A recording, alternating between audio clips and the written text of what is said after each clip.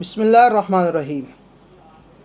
اللہ کے نبی صلی اللہ علیہ وسلم کی بارگاہ میں ایک شخص آیا، آ کر عرض کی، یا رسول اللہ صلی اللہ علیہ وسلم کہ دنیا نے مجھ سے منہ موڑ لیا ہے، یعنی مالی معاملات بڑے کمزور ہو چکے ہیں۔ تو اللہ کے نبی علیہ الصلاۃ والسلام نے کچھ الفاظ کی تعلیم دی۔